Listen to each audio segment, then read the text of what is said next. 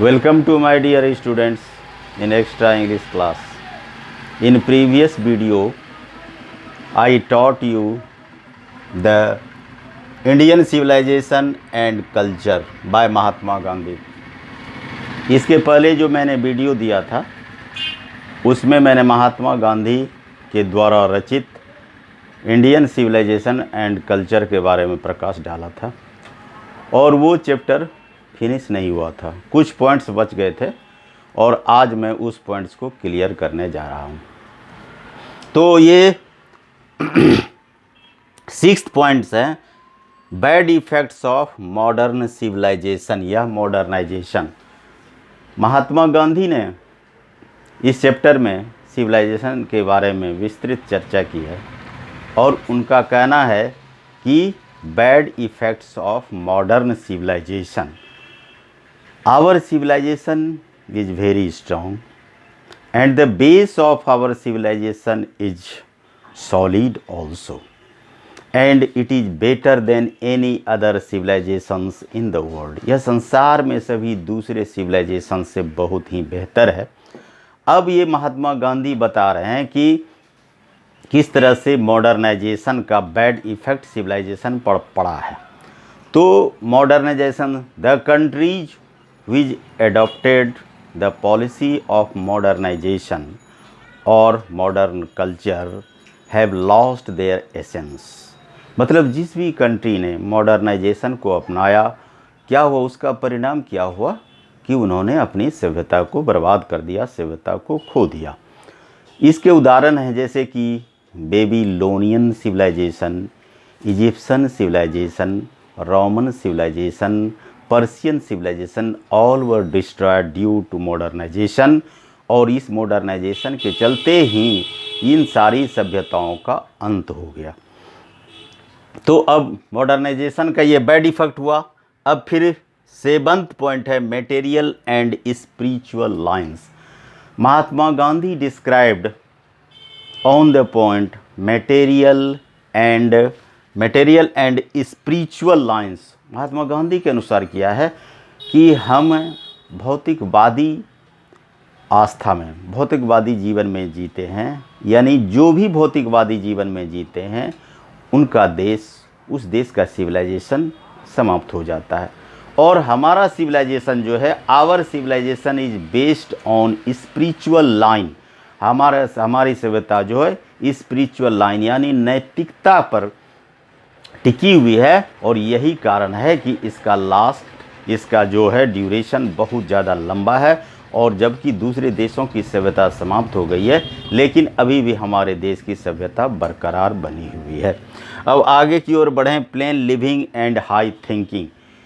Plane living and high thinking is the motto of Mahatma Gandhi. And according to Mahatma Gandhi, he has said or he has described, he has focused that the motto should be plain living and high thinking.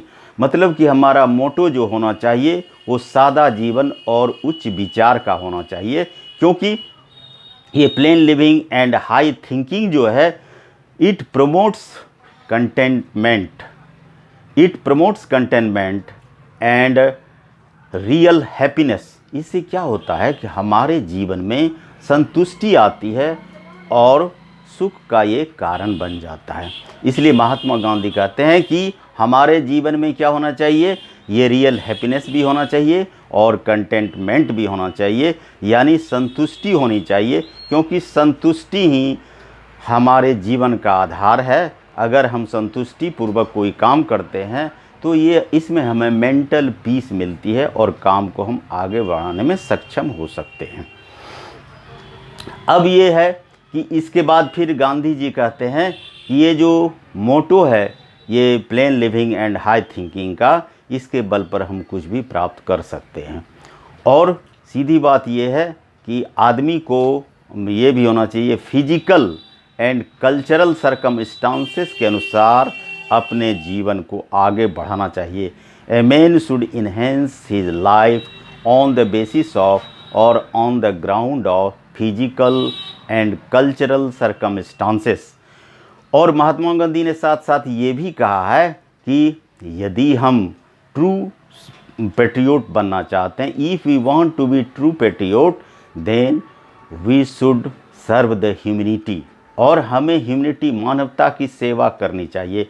The person who serves humanity is near to God, वह व्यक्ति जो humanity की सेवा करता है वह ईश्वर के करीब है। And God helps them such type of persons, और ईश्वर ऐसे व्यक्ति की मदद करते हैं।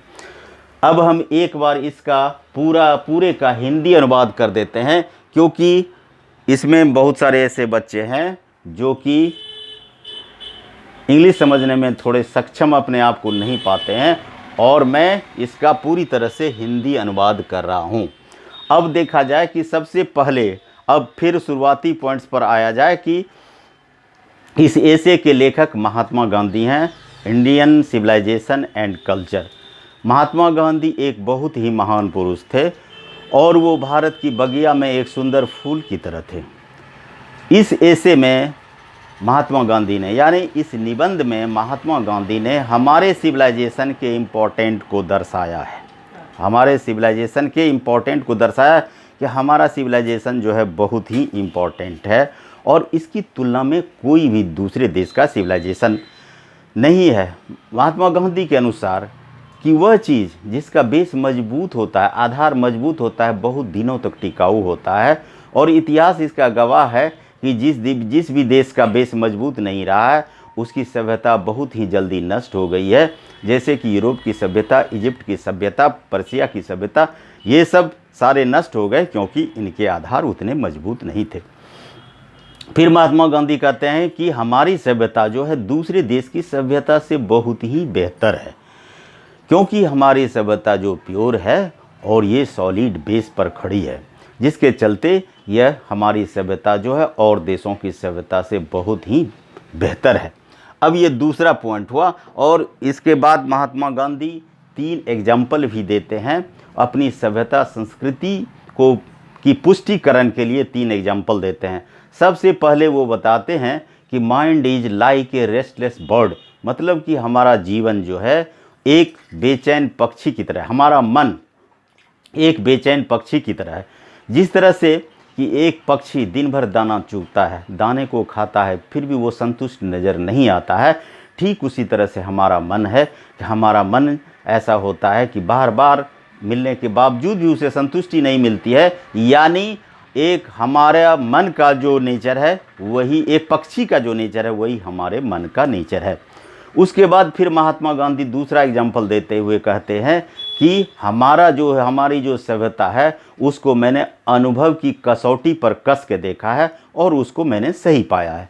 इसके लिए गांधी जी उदाहरण देते हैं कि एक लोहार जो होता है वह अपने निहाई पर सॉलिड को रखता है और हथौड़ी से वार करता है, लेकिन यदि वो सचमुच में सॉलिड होता है तो वो टूटता फूटता नहीं है, लेकिन अगर सॉलिड नहीं है तो वो टूट जाता है। उसी तरह से हमारी सभ्यता है। हमारी सभ्यता इतनी मजबूत, इतनी सॉलिड है कि यदि कोई भी इस पर प्रहार करे तो उस पर कोई असर नहीं पड़ता है। गांधी जी फिर तीसरा उदाहरण देते हुए कहते हैं कि हमारी सभ्यता जो है वो सीट एंकर की तरह है। यानी जिस तरह से जहाज़ को, पानी वाले जहाज़ को एक जगह फिक्स रखने के लिए लंगड़ की ज़रूरत होती है। लंगड़ एक ऐसा चीज़ होता है जिस बहुत भारी पदार्थ को एक चेन से बांध दिया जाता है और उसका कनेक्शन जहाज़ से होता है और वो ज़मीन पर रहता है, जिससे कि जहाज़ अस्थिर रहता है। तो हमारी सभ्यता जो है वो कैसी है, एक सीट एंकर की तरह है और वो हमारी सभ्यता की देखभाल करती है। तो इस तरह से 3 उदाहरण गांधी जी ने दिए हैं। अब आगे की ओर हम फिर बढ़ते हैं कि अभी जो है कि ट्रू हैप्पीनेस कहाँ है, हैप्पीनेस ऑफ माइंड, मतलब हमारा जीवन जो, हमारा मन जो होता है कहाँ शांति पाता है। शांति मतलब इसके लिए गांधी जी ने ये कहा है कि बहुत सारे अमीर लोग हैं जिनके पास बहुत सारे धन हैं, जिनके पास विलासिता की चीज़ें हैं, लेकिन वो क्या होता है, इन सारी चीज़ों के बावजूद भी वो संतुष्ट नहीं रहता है और उसके जीवन में सुख और खुशी नाम की चीज़ नहीं होती है। तो इसका मतलब ये है धन और विलासिताएं जो हैं ये दोनों चीज़ें जीवन को खुश करने में नाकामयाब हैं, यानी वो हर जगह सक्षम नहीं होती हैं। दूसरी तरफ जो गरीब लोग हैं उनके पास सुविधाओं का अभाव होता है, लेकिन इसके बावजूद भी गरीब लोग भी खुश नज़र आते हैं। ये हमारी सभ्यता की विशेषता है। तो ये सारी चीज़ें होती हैं कि कि किस तरह से ट्रू हैप्पीनेस कहाँ से हमें आता है। और इसके बारे में ये गांधी जी ने कहा है, true happiness depends on our mind. True happiness जो होता है हमारे मस्तिष्क पर, हमारे दिमाग पर निर्भर करता है कि हम उसको कैसे लेते हैं। तो स्वामी विवेकानंद ने भी इस बारे में कहा है कि true happiness is the state of mind and it depends upon us in which way we take. मतलब कि ट्रू हैप्पीनेस हमारे दिमाग की एक स्थिति है और हम उसे कैसे लेते हैं ये हमारे ऊपर निर्भर करता है। अब आगे की ओर हम फिर बढ़ते हैं कि अब कंपैरिजन जो किया है विलेजेस और टाउन्स। महात्मा गांधी ने हमारे ग्रामीण जीवन और शहरी जीवन पर भी प्रकाश डाला है। गांधी जी का कहना है कि शहरी ग्रामीण जीवन जो होता है लोगों के रहने के लिए बहुत ही उत्तम जगह होती है, क्योंकि यहाँ का वातावरण बिल्कुल प्योर होता है और हेल्दी होता है, मतलब कि शुद्ध होता है और स्वास्थ्यवर्धक होता है। यहाँ के लोग बहुत परोपकारी होते हैं, कोऑपरेटिव होते हैं, लोगों की मदद करते हैं, सुख दुख में मदद करते हैं, दूसरों के दुख को देख करके वो दुखी हो जाते हैं। यहाँ अतिथि देवो भवो का सिद्धांत का पालन करते हैं हमारे गांव के लोग। दूसरी तरफ फिर महात्मा गांधी ये भी कहते हैं हमारे शहर के लोग कैसे होते हैं। शहर के लोगों की, शहर की बुराई को भी उन्होंने दर्शाया है। उन्होंने कहा है कि शहर जो है वो जुआ और वेश्यावृत्ति का अड्डा बना हुआ है और यहाँ के लोग एक दूसरे की मदद नहीं करते हैं और यहाँ बहुत ही भीड़ होती है, साथ ही साथ बराबर कोलाहल भी होते रहता है। इस तरह की बात उन्होंने कहती। लेकिन इसके बावजूद भी गांव के लोग शहर जाना पसंद करते हैं, इसलिए कि इसके दो कारण हैं। गांव के लोग शहर जाना इसलिए पसंद करते हैं, एक तो वो रोज़गार को पाना चाहते हैं, दूसरे शहर की वो ग्लैमर यानी चकाचौंध को वो देखना चाहते हैं। लेकिन कुछ ही दिनों में ऐसा होता है उनका भ्रम टूट जाता है और वो फिर समझ लेते हैं कि शहर का जीवन उतना उत्तम नहीं है जितना कि गांव का जीवन। इस तरह से शहरी जीवन और ग्रामीण जीवन पर भी उसने प्रकाश डाला है। मैं ये सारे पॉइंट्स एक एक पॉइंट से लेकर के आपको ये बताना चाह रहा हूँ कि यदि ये सारी बातें आप सुन लेंगे तो क्वेश्चन आंसर स्वतः सॉल्व हो जाएगा, क्योंकि मैंने जो इम्पोर्टेंट पॉइंट्स हैं उन सबों पर मैं प्रकाश डाल रहा हूँ। अब फिर तीसरी बात है bad effects of modern civilization, और ये मैंने अभी कुछ देर पहले ही बताया था कि आधुनिकीकरण का बुरा प्रभाव कैसे पड़ता है हमारे सिविलाइजेशन पर। क्योंकि यदि हम नैतिकता को छोड़ करके हम वस्तु पर चले जाते हैं तो वहाँ क्या होता है कि हमारा जीवन अशांत हो जाता है और हम नैतिकता को जब भूल जाते हैं तो हम सब चीज़ भूल जाते हैं। आजकल अभी नए करंट न्यूज़ में आप सुने होंगे कि किस तरह से राज कुंद्रा ने नैतिकता के नियमों को तार तार कर दिया और साथ ही साथ उन्होंने पैसे को, हाउ टू अर्न मनी, इस पर इतना जोर डाला जिसका परिणाम ये हुआ कि उसकी सारी साख चली गई और वो इतने ज़्यादा बदनाम हो गए हैं कि अब फिर उनका नेम और फेम लौटना बड़ा ही मुश्किल होता है। इसी तरह से जो भी लोग नैतिकता को तिलांजलि दे देते हैं और साथ ही साथ मटेरियलिज्म यानी वस्तु पर, पार्थिव चीज़ों पर ज़्यादा ध्यान देते हैं तो उनका भी यही हश्र होता है। अब है कि मटेरियल और स्पिरिचुअल लाइंस में भी ये बात है कि हमें नैतिकता पर ज़्यादा ध्यान देना चाहिए और इसका परिणाम क्या होता है कि हमें मन की सुख और शांति मिलती है।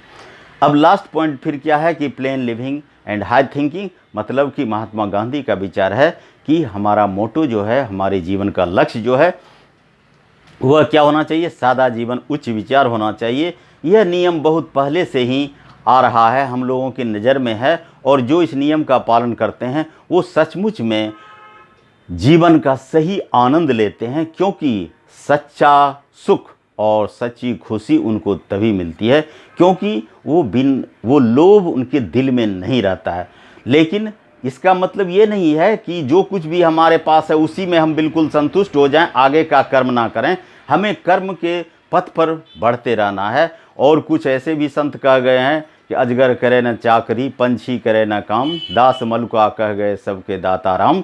ये सब निष्क्रिय साधु संत रहे हैं कि मन की पूरी तरह से डिपेंड हो जाना दूसरे पर, ईश्वर पर, और कि अजगर करे न चाकरी, अजगर कोई काम नहीं करता है, पंछी कोई काम नहीं करता है और सबके दाता राम हैं। इन सिद्धांत का पालन हमें नहीं करना चाहिए, क्योंकि कर्म सबसे बड़ा चीज़ है। जब तक हम कर्म नहीं करते हैं तब तक जो है कि हमें फल की प्राप्ति नहीं होती है। ये बात अलग है कि कर्म करने के बाद हमें तुरंत फल की उम्मीद भी नहीं करनी चाहिए, क्योंकि ये सारे चीज़ें ईश्वर पर निर्भर करती हैं। आप कर्म करते जाओ और उसका फल आपको अवश्य मिलेगा।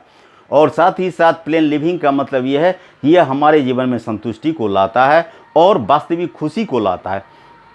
साथ ही साथ महात्मा गांधी ने यह भी कहा है कि हमारा जीवन जो है उसमें कम से कम ये जो हमारे यहाँ अतिथि गण आते हैं उनकी सेवा करनी चाहिए। यदि हम अतिथि की सेवा करते हैं, ज़रूरतमंद की सेवा करते हैं, ह्यूमैनिटी की सेवा करते हैं, तो ईश्वर सब कुछ देखते हैं और उसके अनुरूप हमें फल भी मिलता है। इसलिए ये हमारे जीवन का मोटो होना चाहिए, plane living and high thinking.